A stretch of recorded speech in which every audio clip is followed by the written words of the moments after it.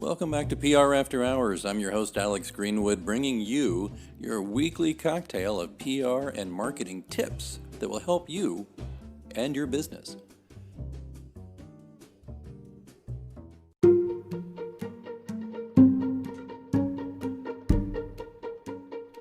We'll continue our interview right after this message. Hello, listeners. It's me, Alex, from PR After Hours. I hope you're enjoying the show so far. And I wanted to talk to you just for a moment about the way I get this show right into your earbuds every week.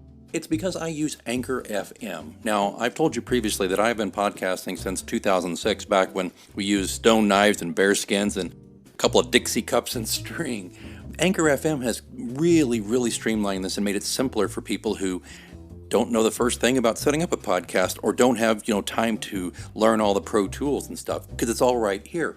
First thing it's important to know is it's free. There are certain tools that will allow you to record and edit your podcast right from your phone or computer. Anchor will then distribute your podcast for you so it can be heard on Spotify, Apple Podcasts, and many more. That's huge. Distribution is a big pain in the butt, to be honest with you, so it's really great Anchor FM can do that for you, and you're not paying hosting fees. That adds up every month. It's everything you need to make a podcast all in one place, so download the free Anchor app or go to Anchor FM to get started, and be sure to join me in the virtual cocktail lounge on PR After Hours. As a crisis communications and public relations consultant, one of the things I run up against time and time again is establishing who the spokesperson will be in a crisis. In particular, in a crisis, the choice of spokesperson is crucial. I usually opt for going with, surprise, surprise, the public relations director or the spokesperson, the person who's always the spokesperson for the company. But oftentimes in a crisis situation, the CEO or somebody from the C-suite is thrust out into the spotlight because they apparently have the most heft or the most credibility, at least in the eyes of some people. And oftentimes that's not the best idea. In fact, what really kind of gave me more of an impetus to discuss this was an article I read on PR Daily by Matheson Sharp, why your CEO might not be your best messenger. And this is really interesting. I'll just excerpt a few bits here, and I'll put a link in the show notes so you can read on. But he's talking about there are a variety of factors to consider when putting a spokesperson forward. The goal of outreach, the audience you're trying to reach, the skills or expertise of your spokesperson, and most importantly, their authenticity. So I love these are parameters that you should establish. So let's just go down the list here that Matheson's put in here. What is your goal? Well, why are you putting a spokesperson forward in the first place? Is this a profile raising opportunity, or are you looking to fundraise or further a mission, or are you making a statement on current events? So if, not even in a crisis situation, just in general. So he's saying, understanding what you're trying to communicate and what you want to achieve is paramount to choosing the right messenger. If your goal is to talk about the organization's overarching goals, give updates to stakeholders, or engage with leaders of like-minded organizations, then your CEO may be your best messenger.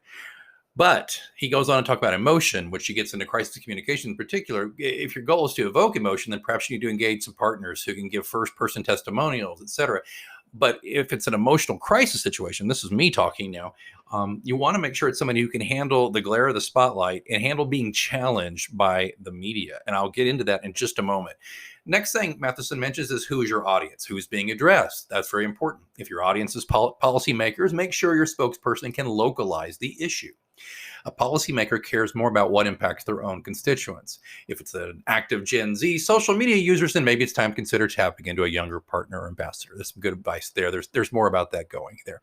Next question is, what is your messenger's skills or qualities? This is where we're getting closer to what I want to talk about a little bit on my own here. But he says you need to consider your messenger's background, especially when it comes to their skills and qualities. Often audiences are looking for someone who is relatable and conveys information in a way that's easy to understand. Delivery is also key. A skilled orator will be better received than someone robotically reading a statement. So that's a great point. It's got to be somebody who's good on their feet. It's somebody who can read a statement. It's somebody who can deal with the media, that kind of thing. We're going to get to that. And the other points are, is your messenger authentic? Because as Matheson says, audiences are smart and they can tell when a messenger is not being genuine. Its authenticity is crucial, and your spokesperson needs to have actions to back up the message they're trying to promote. If the audience suspects your messenger is just giving lip service, they won't hesitate to let their opinions be known. You could really make it worse. He gives an example of Anna Wintour, who's editor-in-chief of Vogue, who recently made a statement that Vogue needs to do more to empower minorities and apologize for insensitive content published over the years. Well, Matheson Sharp says, after 34 years at the helm of the media outlet, this rings hollow. Instead of making a statement with her as the public face, the org should have formed a hiring task force to foster inclusion and further diversify their staff. Beyond empty words and gestures, people are calling for change and specifically action. There's a lot more to this article that I think you should check on. But the point I want to get to, especially in a crisis situation, oftentimes CEOs, especially large companies, are not accustomed to being challenged. They're not accustomed to having a reporter put a microphone on their face and basically call them a liar.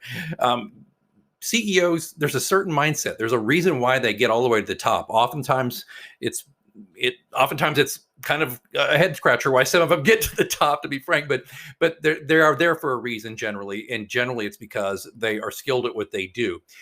However, oftentimes a CEO can be the wrong messenger because they don't like to be challenged. They're not as good on their feet. They're great at making decisions. They're great at pondering. They're great at getting consensus within an organization, but maybe they're not so great at handling the Klieg lights. So that's one thing to really think about. And so when I was talking to you earlier about how I have to talk to clients about this, and I say, look, I know this is the guy signing the check. Usually it's me talking to the PR person or the HR person when we're planning crisis. And I say, I know the CEO is signing the check, and maybe the CEO's ego is riding on this, or maybe the CEO's name is on the company.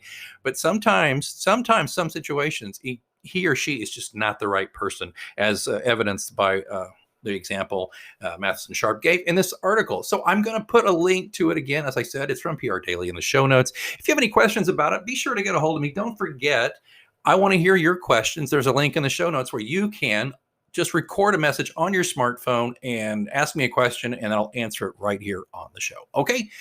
Thanks so much. And I'm so excited to keep going on here with season 2 of PR After Hours. Oh, you know what that means? Looks like it's last call here at your virtual lounge for PR news, views, and interviews. Don't forget, you can ask me a question anytime. You can do it through our Twitter account, which is @HoursPR, or even better, you can send me a message vocally. I would love to hear your voice, and I'll answer it on the show. There's a link in the show notes. All you have to do is sign up through Anchor FM. It's free, doesn't take long. And you record your message, I get the message, I will play your audio, just give me your first name and the city you live in, and then I will answer the question to the best of my ability right here on the show. Don't forget to, if you're enjoying this podcast, you can support it and help increase the frequency and value of the show. Just consider being a sponsor for your brand or your agency or just yourself because you're like, I like this show. Or just drop a few coins in the virtual tip jar. Either way, there's links in the show notes. Please check that out. All of that, of course, being in the show notes where you're listening right now or at prafterhours.com. I see that they're turning up the lights. Last call is over, and I've got to clean up this virtual lounge. And until next time, I'm Alex Greenwood, and you've been listening to PR After Hours on Anchor FM.